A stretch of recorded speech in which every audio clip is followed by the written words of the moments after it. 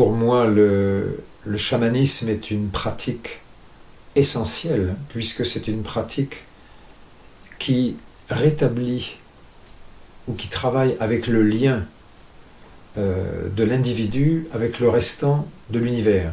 Donc tout ce qui permet l'établissement de ce lien, ou le rétablissement de ce lien, ou la guérison de ce lien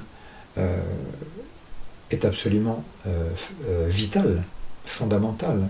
Donc pour moi, le chaman, dans le vrai sens du terme, c'est celui qui est l'intermédiaire entre les différents mondes, l'intermédiaire entre le monde de la matière et le monde de l'esprit. C'est le travail du chaman de faire du lien, d'aider les personnes à se reconnecter à leur nature profonde, qui est d'être des êtres de lumière, aspirant à la lumière, aspirant à la paix, aspirant à l'interdépendance, tout en aimant l'autonomie.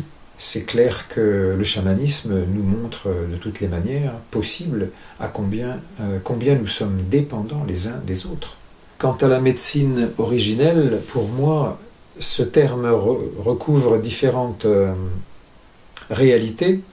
Dans le monde amérindien, la médecine originelle représente la personnalité, le pouvoir d'être soi et le pouvoir de faire d'un individu. Chez les Sioux, par exemple, Lakota, on dit que quelqu'un qui se compare à quelqu'un d'autre, c'est quelqu'un qui a perdu sa médecine originelle, quelqu'un qui a perdu le sens d'être un être particulier, unique. Donc ça veut dire que, pas forcément qu'il a perdu la raison, mais en tout cas qu'il est perdu en lui-même, ou qu'il a perdu des morceaux d'âme. En Europe, avec la psychologie, on parlera d'être déprimé, ou d'être névrosé, ou d'être obsessionnel. On peut élargir ce concept à ce qui fait que nous guérissons de manière spontanée si nous nous mettons au repos. Lorsque nous nous coupons en épluchant nos carottes, nous n'avons aucun ordre à donner à la peau pour qu'elle se répare. Et en 8 jours, c'est fait. Donc il y a à l'œuvre quelque chose qui nous dépasse, une forme de médecine originelle, une forme de programmation à la guérison qui est toujours à l'œuvre. Si les dégâts sont trop importants, il faut parfois aider, ou alors la personne ou l'animal meurt, et puis c'est tout. Cette vision se transpose évidemment sur le plan psychologique et sur le plan spirituel.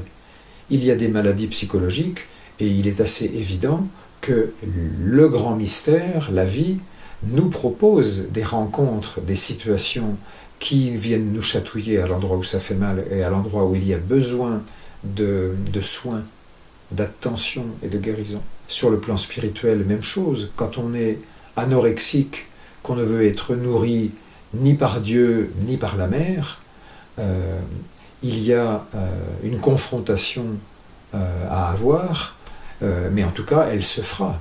Dans le plus horrible des cas, par le suicide, et dans le moins horrible des cas, par une sorte de conversion vers l'acceptation de recevoir quelque chose.